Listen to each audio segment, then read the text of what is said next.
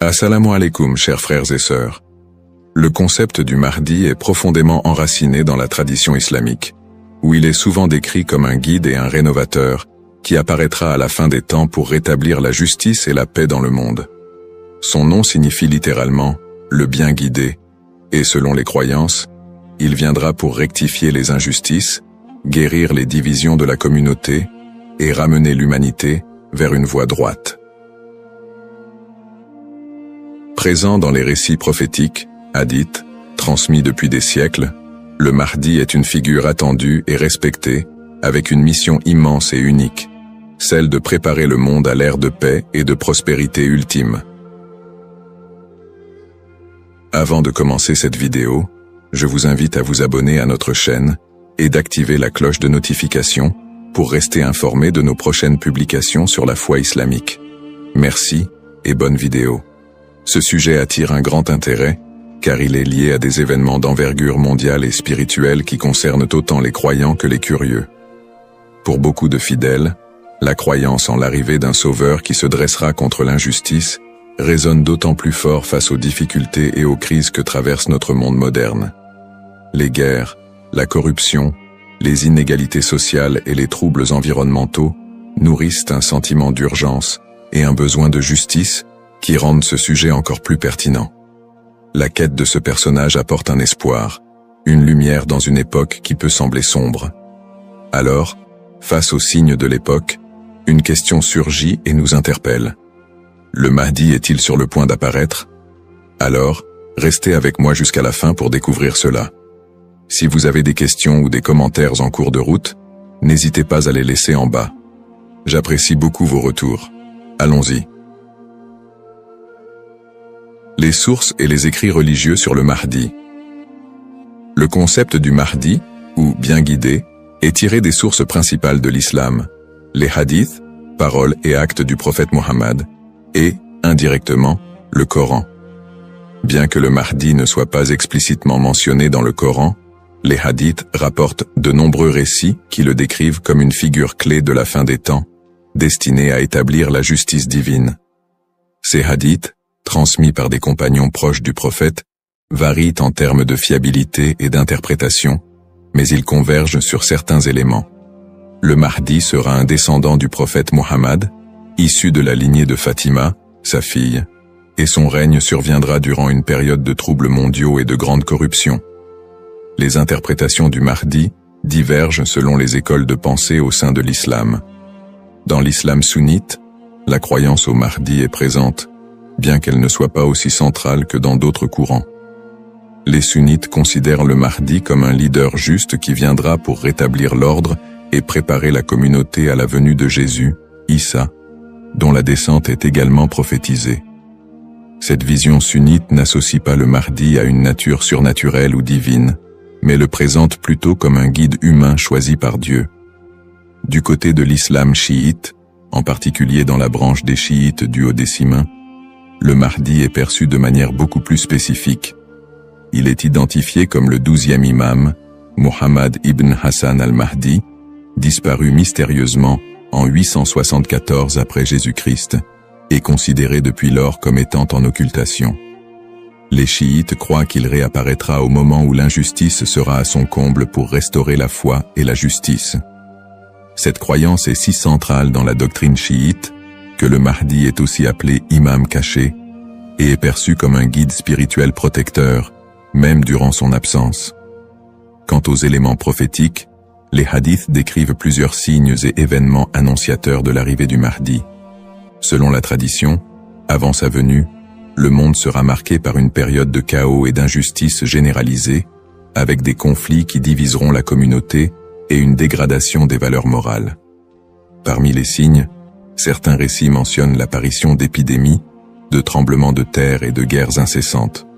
De plus, plusieurs hadiths évoquent des signes plus spécifiques, comme des tensions autour de la région de Damas, des batailles importantes dans les environs de la péninsule arabique, et des luttes pour le pouvoir qui affaibliront les dirigeants de l'époque.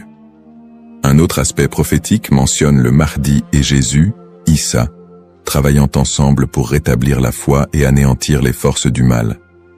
Dans cette collaboration prophétique, le Mahdi est vu comme celui qui préparera le terrain pour la mission ultime de Jésus, qui descendra pour vaincre l'antéchrist Dajjal et instaurer une ère de paix durable. L'ensemble de ces récits sur le Mahdi suscite diverses interprétations. Certains voient dans ces prophéties des messages intemporels sur le bien et le mal, tandis que d'autres y trouvent des prédictions littérales des événements à venir.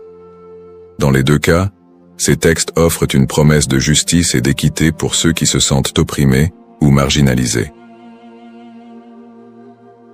Description du rôle et des attributs du Mahdi. Le Mahdi est décrit comme un guide et un leader d'exception, dont la mission est de restaurer la justice et de guider la communauté islamique vers une période de paix et de foi. Dans les récits islamiques, le Mahdi n'est pas seulement un leader politique, mais surtout un guide spirituel qui incarne des valeurs d'intégrité, de droiture et de compassion. En tant que réformateur, il est censé redresser les torts, abolir l'injustice et rétablir les lois divines.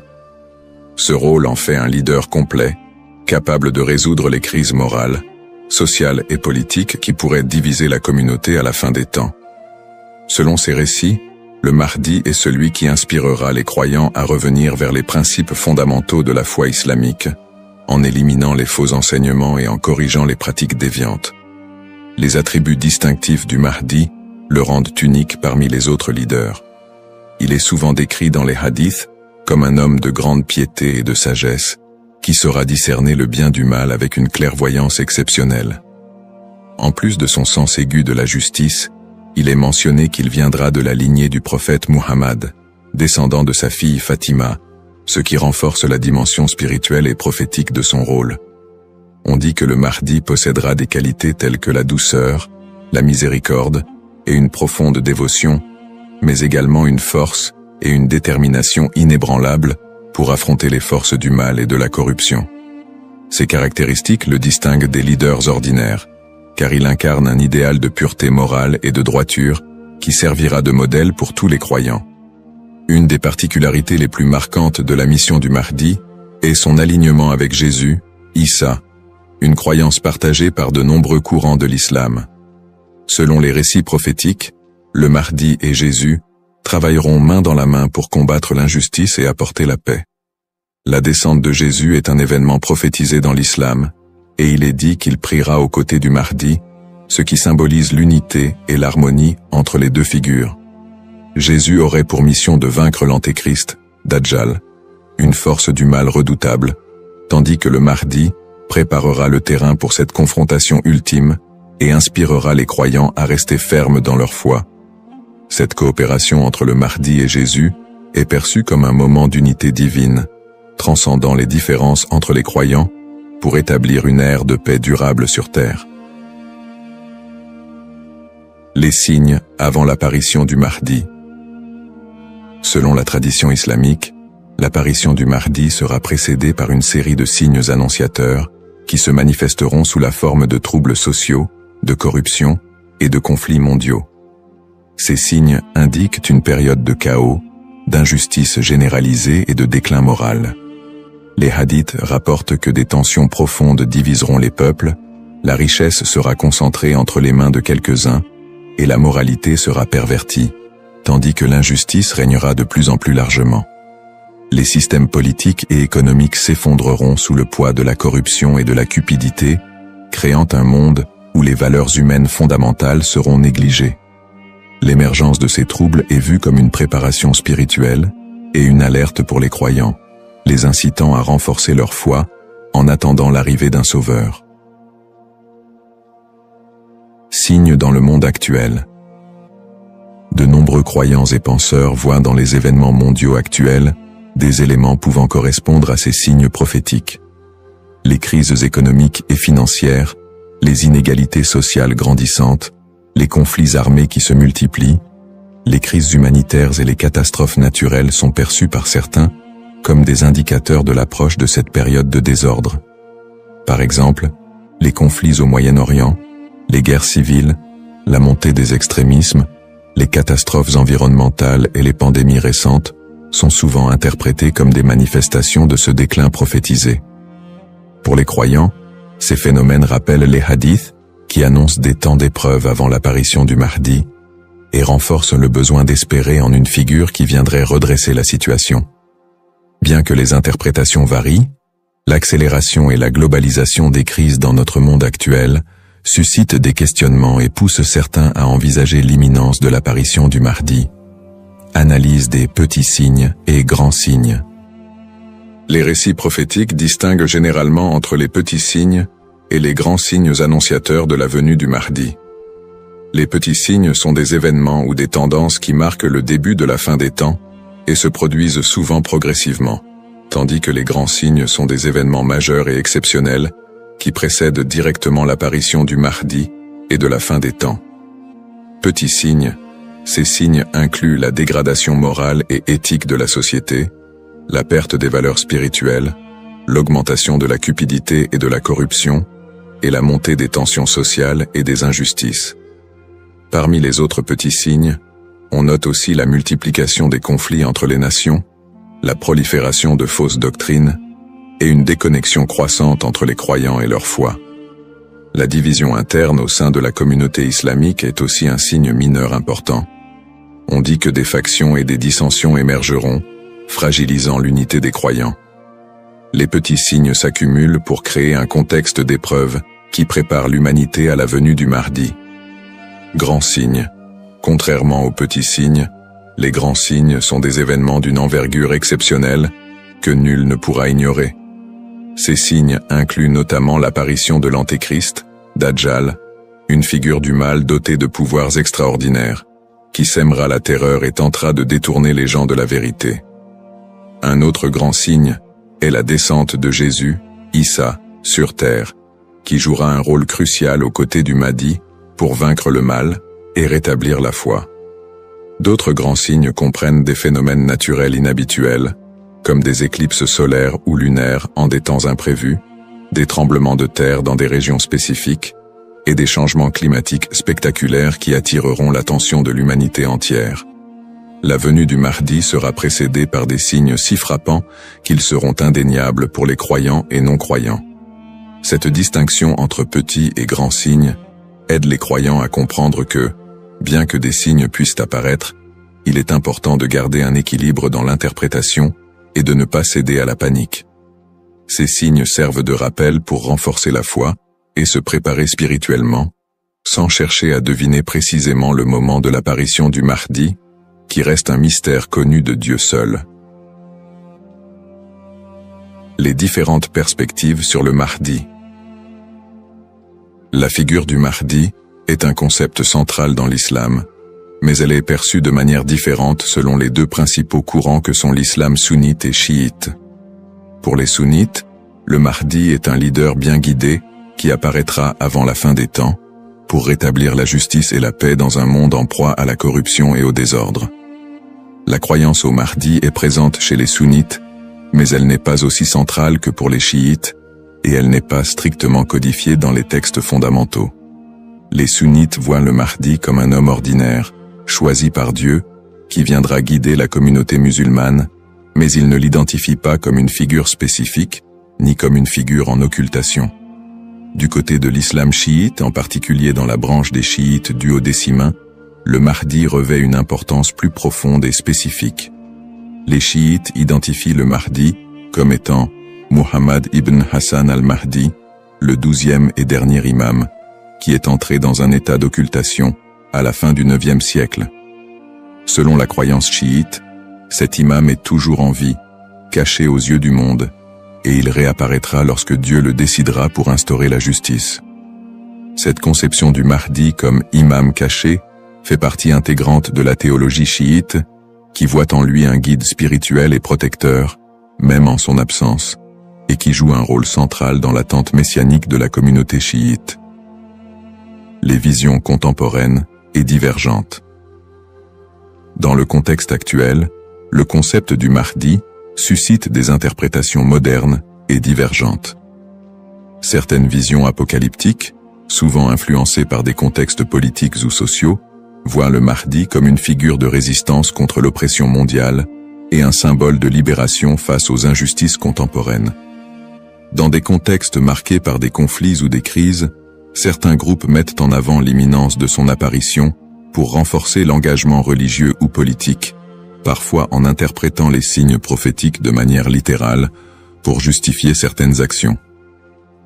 L'espoir en un avenir où les conflits, les inégalités et les désastres seraient remplacés par un monde plus harmonieux donne un sens à la foi des croyants, les incitant à lutter pour une vie conforme aux valeurs de justice et de compassion, en attendant l'apparition de celui qui rétablira l'ordre et la paix.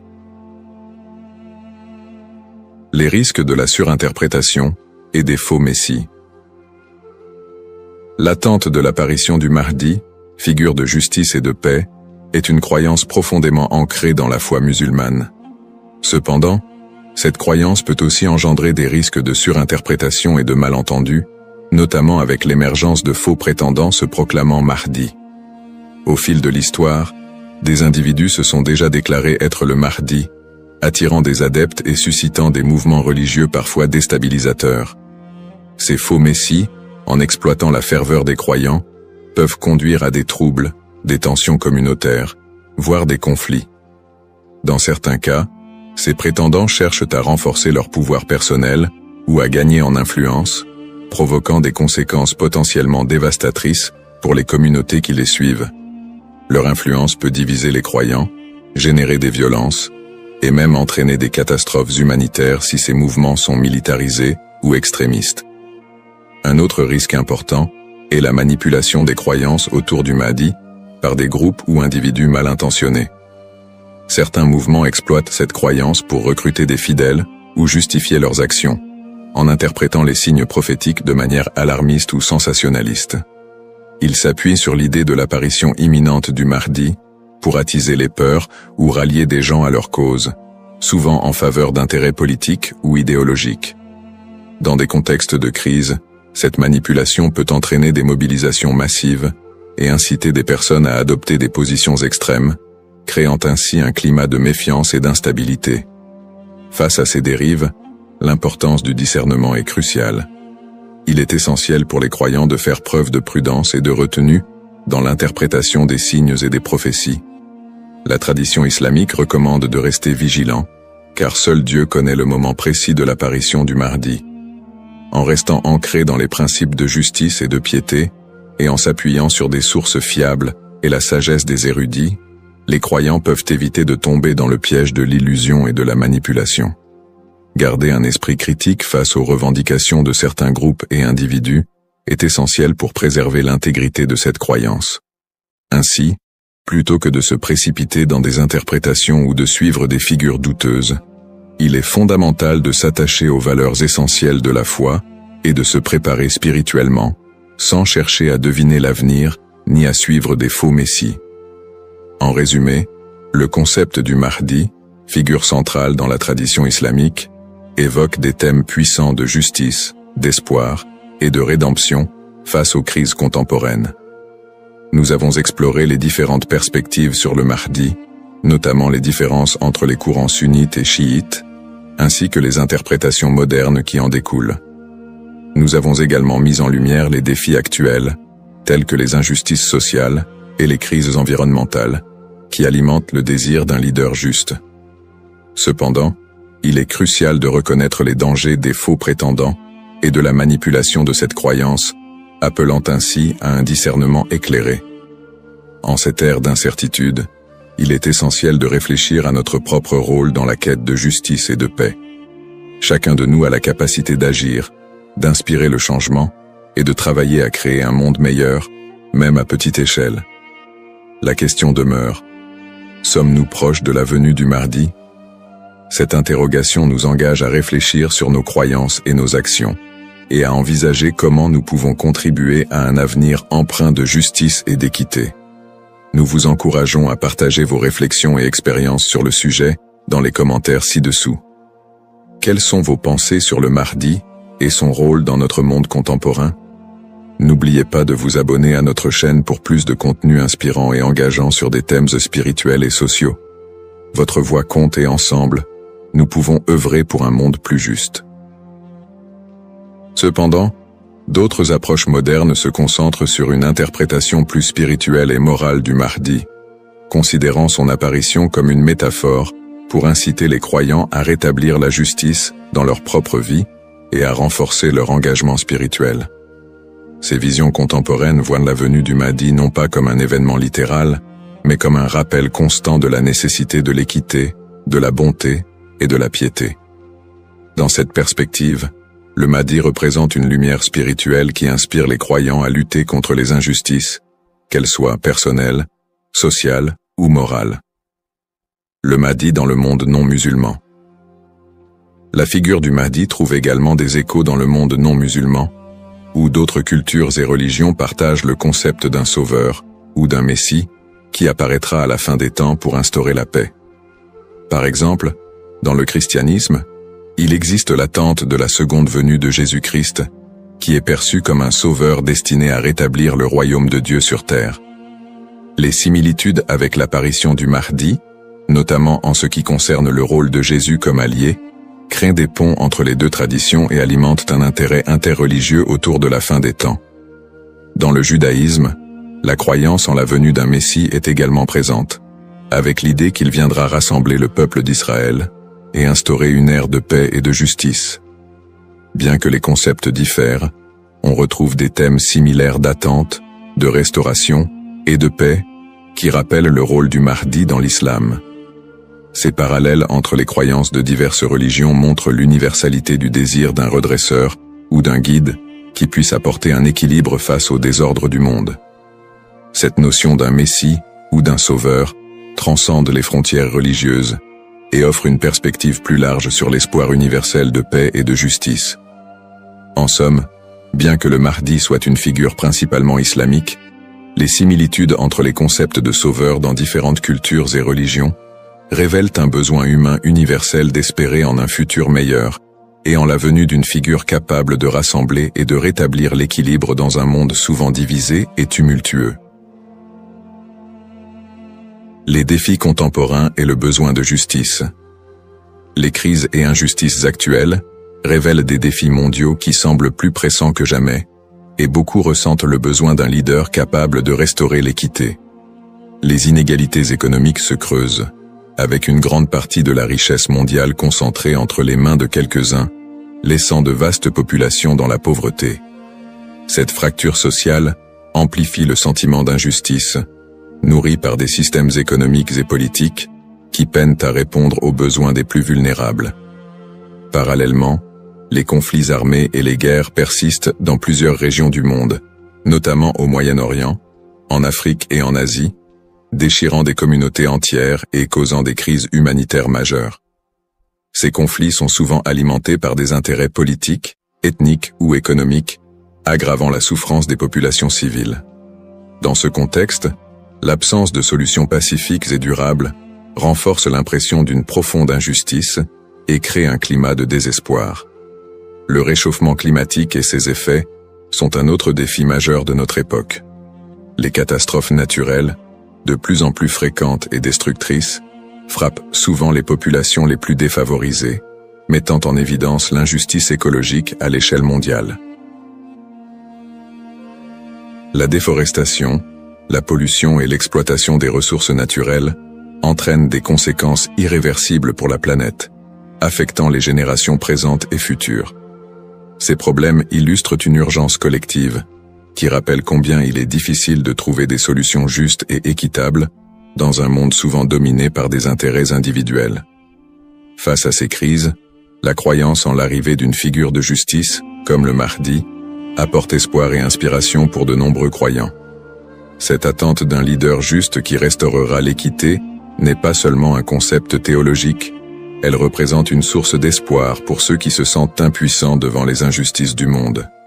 La croyance en un Mahdi qui viendrait pour redresser les torts, protéger les opprimés et instaurer la paix répond à un besoin universel d'espérer en des jours meilleurs.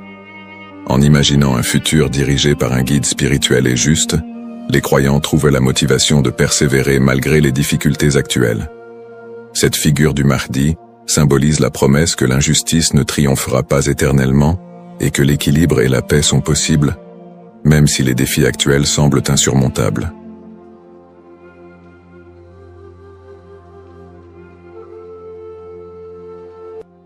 Assalamu alaikum, chers frères et sœurs. Le peuple maudit de Israël.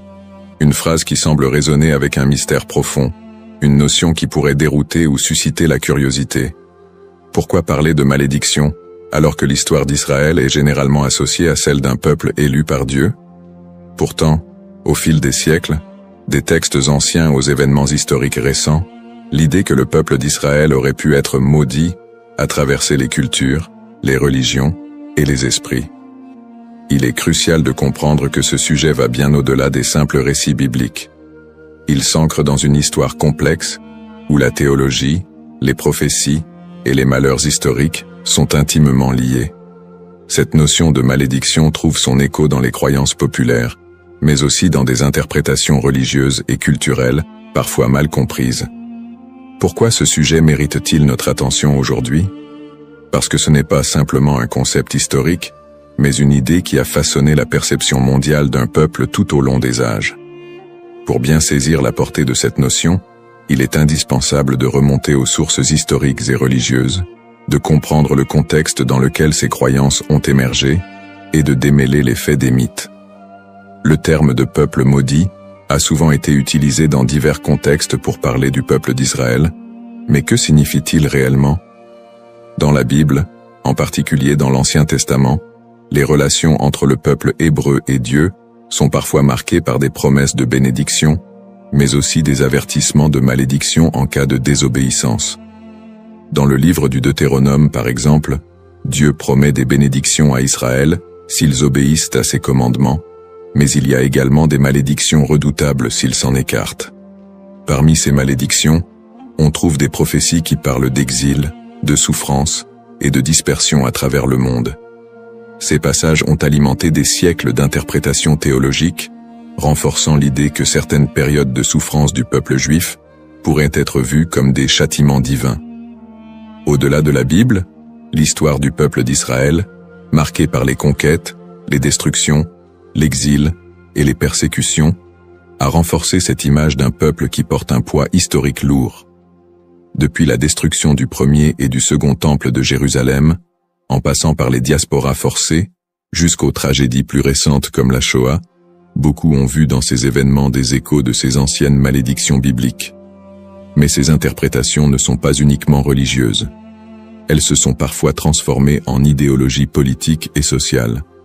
La perception négative et les stéréotypes autour du peuple juif au cours de l'histoire ont souvent renforcé cette idée de malédiction, parfois utilisée pour justifier des discriminations et des persécutions. La notion de peuple maudit a ainsi été instrumentalisée à travers les siècles. Avant de commencer cette vidéo, n'oubliez pas de liker cette vidéo, car cela nous donne beaucoup de force pour continuer à partager du contenu bénéfique. Et je vous invite à vous abonner à notre chaîne et d'activer la cloche de notification pour rester informé de nos prochaines publications sur la foi islamique. Merci et bonne vidéo. L'objectif de cette vidéo est d'analyser et de comprendre cette idée complexe et souvent mal interprétée de peuple maudit. Quelles en sont les racines historiques, religieuses et sociales? Comment a-t-elle évolué au fil du temps et pourquoi est-elle encore parfois utilisée pour expliquer des événements tragiques dans l'histoire du peuple juif? Alors, restez avec moi jusqu'à la fin pour découvrir cela. Si vous avez des questions ou des commentaires en cours de route, n'hésitez pas à les laisser en bas. J'apprécie beaucoup vos retours. Allons-y. Au cours de cette vidéo, nous allons explorer les textes religieux qui évoquent cette malédiction, en particulier la Bible et d'autres écrits anciens. Revisiter les grandes étapes de l'histoire d'Israël, de l'époque biblique jusqu'à nos jours, pour comprendre comment ces événements ont pu renforcer cette idée dans les esprits. Discuter des interprétations théologiques de ces malédictions et comment elles ont été perçues par différentes religions et cultures à travers le monde. Démystifier cette notion en explorant les aspects symboliques et les récupérations idéologiques qui ont façonné cette image négative. Cette exploration vous permettra de comprendre les tenants et aboutissants de cette idée profondément enracinée dans l'histoire de l'humanité. Il est important de ne pas se laisser emporter par des idées simplistes, mais de creuser la profondeur de ce concept pour en dégager des vérités historiques et spirituelles. Origine d'Israël. L'histoire du peuple israélite débute avec les récits bibliques de la Genèse, où Dieu promet à Abraham, un patriarche hébreu, qu'il deviendra le père d'une grande nation. Cette promesse divine est le point de départ de la formation du peuple d'Israël. Selon la tradition, Abraham, Isaac, son fils, et Jacob, son petit-fils, sont les ancêtres directs de ce peuple, souvent appelés les patriarches. Jacob, après avoir lutté avec un ange, reçoit de Dieu un nouveau nom, Israël, et ses descendants sont appelés les Israélites. Le livre de l'Exode raconte l'histoire de la libération du peuple hébreu de l'esclavage en Égypte sous la direction de Moïse. C'est un moment fondamental dans l'histoire d'Israël, où Dieu scelle une alliance avec les Israélites au mont Sinaï.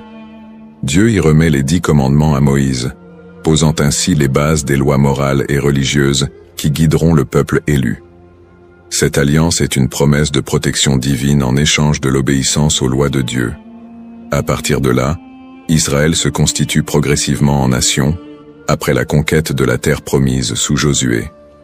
Cette période est marquée par des hauts et des bas, alors que les Israélites tentent de rester fidèles à leur alliance avec Dieu. Toutefois, au fil des siècles, leur histoire est ponctuée d'infidélités religieuses, de guerres et de conquêtes par d'autres puissances, ce qui engendrera l'accomplissement de certaines prophéties de malédiction. Les prophéties et les malédictions. Dans l'Ancien Testament, en particulier dans le Deutéronome, Dieu fait à Israël des promesses de bénédiction conditionnelles à leur fidélité, mais également des avertissements de malédiction en cas de désobéissance. Le chapitre 28 du Deutéronome est l'un des textes clés qui évoquent les conséquences potentielles de l'infidélité. Dieu promet prospérité et paix si le peuple respecte ses commandements, mais des malédictions terribles en cas de rébellion. Les malédictions incluent des catastrophes naturelles, des défaites militaires, des maladies, et finalement, l'exil et la dispersion parmi les nations étrangères. Parmi les prophètes qui ont développé cette idée de malédiction, Ézéchiel et Jérémie sont 2 figures centrales. Ézéchiel, actif pendant l'exil babylonien, insiste sur le lien entre l'exil du peuple et leur transgression. Il prophétise que la destruction de Jérusalem et l'exil sont des punitions divines pour l'injustice sociale, l'idolâtrie et l'infidélité religieuse du peuple. Toutefois, il apporte aussi un message d'espoir. Après le châtiment, un retour et une restauration sont possibles si le peuple se repent. Jérémie, qui vécut également durant la chute de Jérusalem en 586 avant Jésus-Christ, avertit constamment le peuple des malheurs à venir s'il ne se détourne pas de l'idolâtrie et des injustices. Il prophétise la destruction imminente du temple de Jérusalem et l'exil des Judéens en Babylonie. Dans Jérémie 25, il annonce que cette période d'exil durera 70 ans, après quoi Dieu permettra leur retour. Ces prophéties sont souvent vues comme des annonces de malédiction qui pèsent sur Israël en raison de son infidélité à l'alliance. Cependant, elles sont également porteuses d'un espoir de rédemption, promettant que si le peuple retourne à Dieu, il retrouvera sa place privilégiée. Une autre dimension importante des malédictions dans l'Ancien Testament concerne le temple de Jérusalem.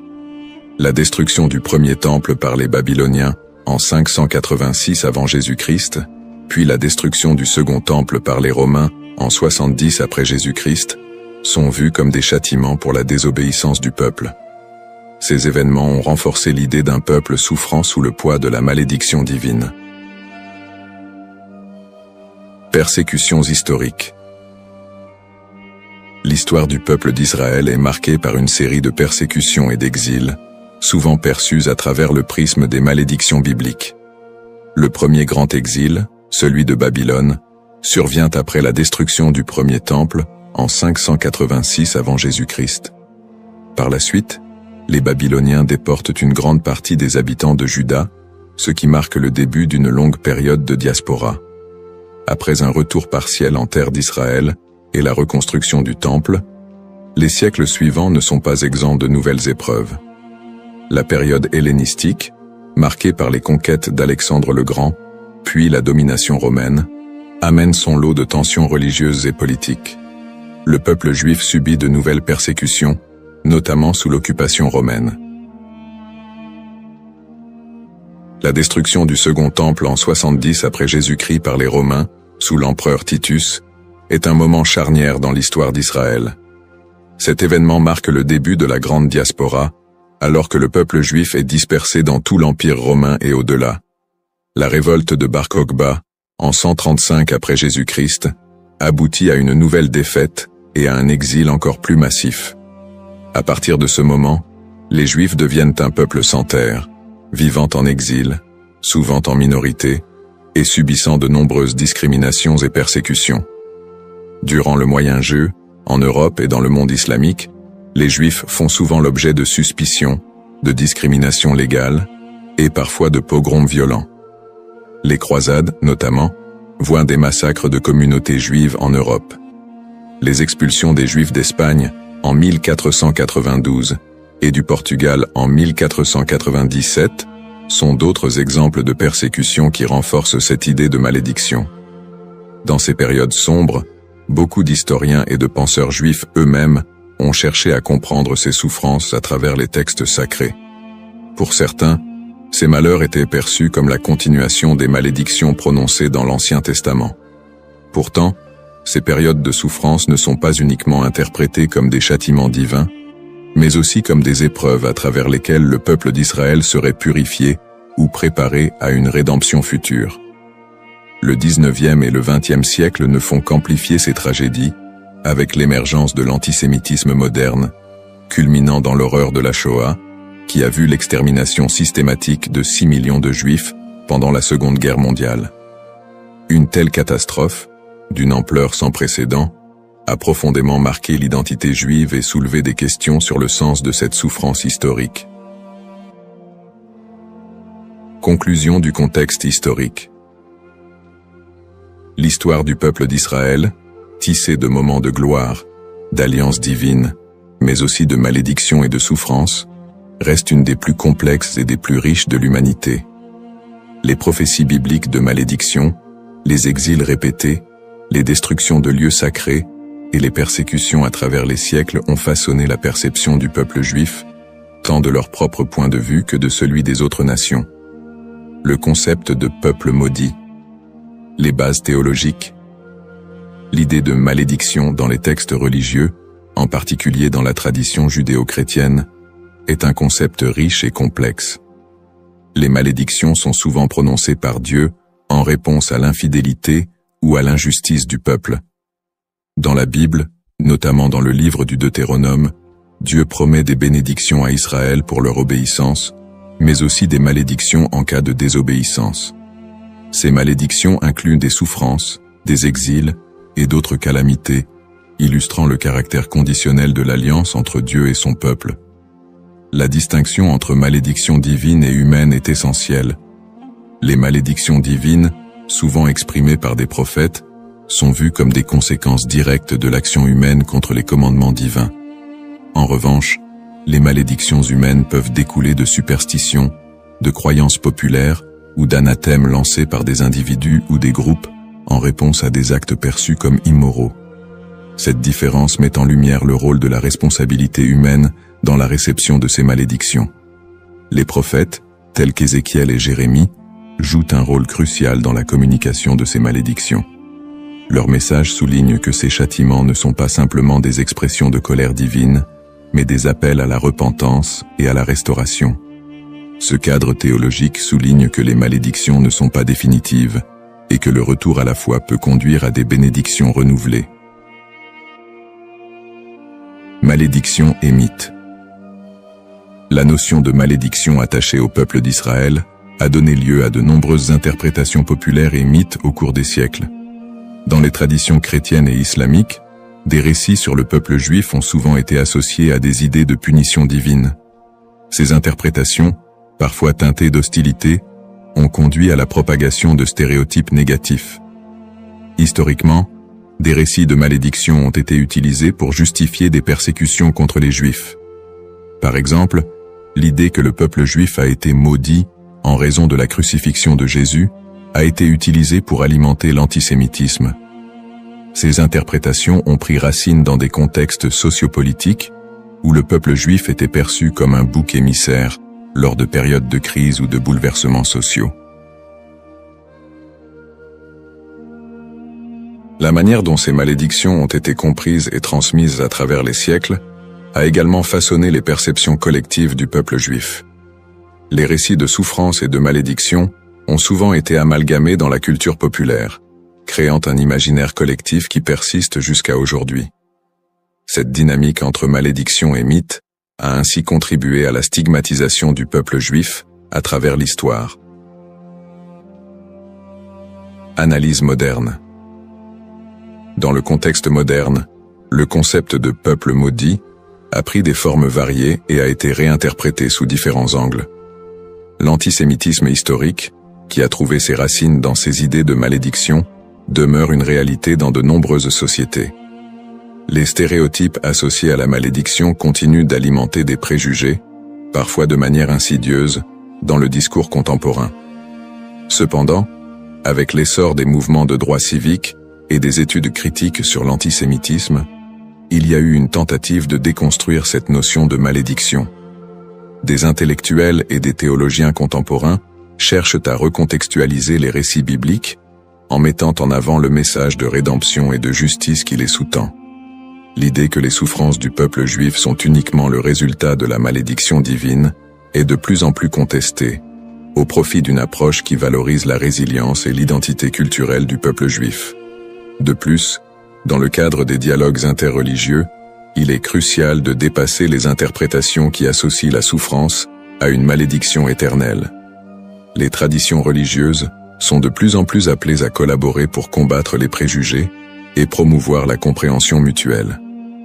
Dans ce contexte, le concept de malédiction est réévalué, non pas comme une fatalité, mais comme une occasion de réflexion sur les injustices sociales et historiques. En somme, le concept de peuple maudit est profondément ancré dans l'histoire religieuse et culturelle. Il invite à une réflexion sur la manière dont les textes sacrés et les croyances ont été interprétés à travers les âges, souvent avec des conséquences tragiques. L'exploration de ce thème permet non seulement de mieux comprendre les défis historiques du peuple juif, mais aussi de s'engager dans un dialogue constructif sur les identités et les histoires partagées dans le monde contemporain. La diaspora et les épreuves du peuple juif vit en diaspora. La diaspora juive, qui a débuté avec l'exil babylonien au VIe siècle avant J.C., a été marquée par une série de défis sans précédent. Une fois dispersé à travers le monde, le peuple juif a dû naviguer dans des environnements souvent hostiles. Les communautés juives ont fait face à des persécutions, à des migrations forcées et à la ghettoisation, qui ont toutes contribué à forger leur identité collective. Dans de nombreux pays, les Juifs étaient considérés comme des étrangers, souvent sujets à la méfiance et à la stigmatisation. Dans l'Europe médiévale, par exemple, ils étaient fréquemment accusés de diverses calamités, comme la peste noire, et ont été victimes de violences antisémites. Les Juifs étaient souvent contraints de vivre dans des quartiers séparés, appelés ghettos, où leur liberté était limitée. Cette ghettoisation a servi à isoler les communautés juives, créant un environnement d'exclusion qui a renforcé les stéréotypes négatifs. Les migrations forcées ont également eu un impact considérable sur la vie juive en diaspora. Des expulsions massives, comme celle des Juifs d'Espagne en 1492, ont conduit à une dispersion rapide vers des régions comme l'Empire ottoman, le nord de l'Afrique et plus tard les Amériques. Ces déplacements ont souvent été motivés par des conditions de vie insupportables et des menaces physiques, mais ils ont également permis aux Juifs de préserver et d'adapter leur culture dans de nouveaux contextes. Malgré ces défis, les communautés juives ont réussi à maintenir leurs traditions et à s'adapter aux réalités locales.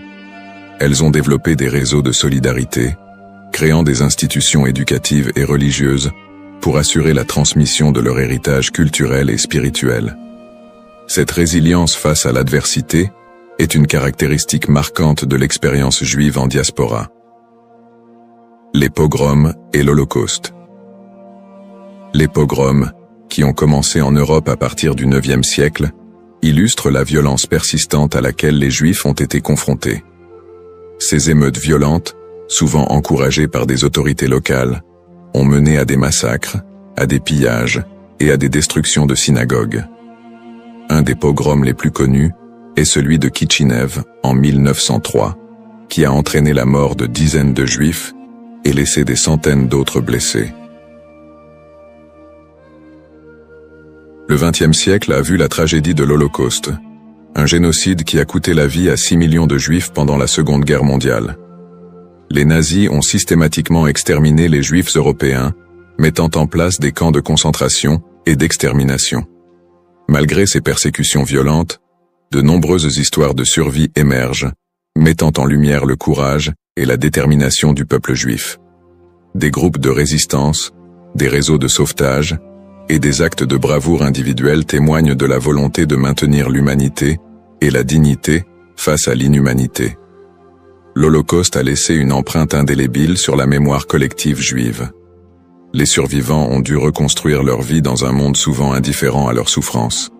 Cette tragédie a également catalysé des mouvements politiques qui ont conduit à la création de l'État d'Israël en 1948, un point tournant dans l'histoire juive moderne. Lutte pour l'identité et la terre promise. Les épreuves subies par le peuple juif en diaspora ont profondément influencé son identité collective. Face à l'adversité, une identité juive résiliente a émergé, mêlant traditions séculaires, pratiques religieuses et un sentiment d'appartenance à une histoire commune. Cette lutte pour la survie a également renforcé un lien indéfectible avec la terre d'Israël, considérée comme la terre promise dans la tradition juive. Ce lien a été ravivé tout au long de l'histoire, notamment lors des mouvements sionistes du XIXe et du XXe siècle, qui ont cherché à établir un foyer national juif en Palestine.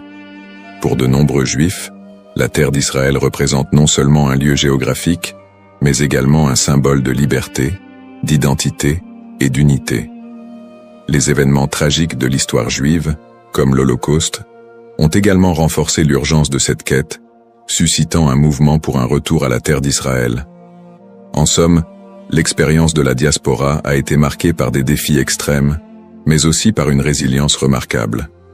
Les persécutions, les pogroms et l'Holocauste ont non seulement laissé des cicatrices, mais ont également façonné une identité juive forte, ancrée dans une histoire partagée et un attachement profond à la terre d'Israël. Ce processus de formation de l'identité juive, en réponse aux épreuves, continue de jouer un rôle crucial dans la vie des Juifs du monde entier aujourd'hui. Le retour en Israël et l'État moderne, sionisme et création de l'État d'Israël. Le mouvement sioniste, qui a émergé à la fin du XIXe siècle, constitue un tournant majeur dans l'histoire juive moderne. À cette époque, les Juifs d'Europe étaient confrontés à une montée de l'antisémitisme et à des conditions de vie précaires, notamment en Russie et en Europe de l'Est. Ces difficultés ont suscité un besoin pressant d'un foyer national. Theodor Herzl, considéré comme le père du sionisme politique, a articulé cette aspiration dans son livre L'État juif, 1996, où il propose la création d'un État juif en Palestine comme réponse à l'antisémitisme rampant. Le sionisme a pris plusieurs formes, allant du sionisme politique de Herzl à des visions plus socialistes et culturelles, comme celles de figures comme David Ben-Gourion et Ahad Ha'am. Le premier congrès sioniste a eu lieu à Bâle en 1897, où les participants ont décidé de promouvoir l'établissement d'un foyer national juif en Palestine par des moyens diplomatiques et légaux. À la suite de la déclaration Balfour de 1917, dans laquelle le gouvernement britannique a exprimé son soutien à l'établissement d'un foyer national juif en Palestine, le mouvement sioniste a gagné en légitimité. Cependant, la réalité sur le terrain était complexe. La Palestine était alors habitée par une majorité arabe qui a vu l'immigration juive comme une menace pour ses droits et ses terres. Cette situation a semé les graines des conflits futurs. Après la Seconde Guerre mondiale et l'Holocauste, qui a décimé la population juive d'Europe, le besoin d'un refuge sécurisé a été accentué. En 1947, l'Assemblée générale des Nations unies a voté pour diviser la Palestine en deux États, un juif et un arabe. Les leaders juifs ont accepté le plan, mais les dirigeants arabes l'ont rejeté. Le 14 mai 1948, David Ben-Gourion, a proclamé l'indépendance de l'État d'Israël, ce qui a entraîné la première guerre israélo-arabe.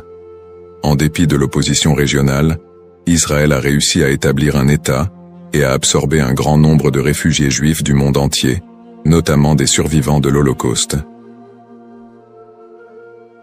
Conflit moderne. Depuis sa création, l'État d'Israël a été plongé dans une série de conflits régionaux qui ont souvent été alimentés par des tensions ethniques et religieuses. Les guerres avec les pays arabes voisins, notamment les guerres de 1948, 1967 et 1973, ont défini les frontières et les relations diplomatiques de l'État moderne. Les tensions avec les populations palestiniennes ont également été une source constante de conflits, culminant avec les intifadas des années 1980 et 2000, où des soulèvements populaires ont éclaté en réponse à l'occupation israélienne des territoires palestiniens. Le conflit israélo-palestinien est un point focal des tensions au Moyen-Orient, où des questions de droits territoriaux, d'autodétermination et de sécurité se croisent. Les territoires de la Cisjordanie et de Gaza sont devenus des symboles de la lutte pour la reconnaissance et la dignité des Palestiniens. Les colonies israéliennes en Cisjordanie et les conditions de vie à Gaza ont engendré des critiques internationales et des tensions croissantes. Sur le plan religieux, les sites sacrés tels que Jérusalem revêtent une signification particulière pour les Juifs, les chrétiens et les musulmans, exacerbant les conflits. L'accès aux lieux saints est souvent un point de discorde, avec des épisodes de violence autour du mont du Temple et du dôme du Rocher. Peut-on encore parler d'un peuple maudit aujourd'hui? La question de savoir si l'on peut encore parler d'un peuple maudit aujourd'hui mérite d'être examinée sous différents angles. D'une part, le peuple juif a par moments été perçu comme victime d'une malédiction, surtout dans le contexte des souffrances historiques, des persécutions et de l'Holocauste. Cette perception s'est parfois traduite par des stéréotypes négatifs et un antisémitisme durable qui persistent encore dans certaines sociétés contemporaines. D'autre part, l'idée de peuple maudit ne rend pas pleinement compte de la résilience, de l'innovation et des contributions culturelles des Juifs à la société mondiale. Après des siècles de persécution, les Juifs ont réussi à établir un État souverain, à revitaliser leur culture et à jouer un rôle significatif dans divers domaines tels que la science, l'art et la politique. Cette renaissance culturelle et nationale contredit l'idée d'une malédiction éternelle. Aujourd'hui, beaucoup de Juifs se définissent non pas par leurs souffrances passées, mais par leur identité culturelle et leur engagement envers des valeurs de justice, de paix et de coexistence. L'État d'Israël, bien qu'encore confronté à des défis internes et externes, est un symbole de survie et de détermination pour de nombreux Juifs dans le monde. Ainsi, plutôt que de voir le peuple juif à travers le prisme d'une malédiction, il est plus approprié de reconnaître la complexité de son histoire, marquée par des luttes et des triomphes, et d'appréhender la diaspora juive comme une histoire d'espoir, de résilience et de quête d'identité.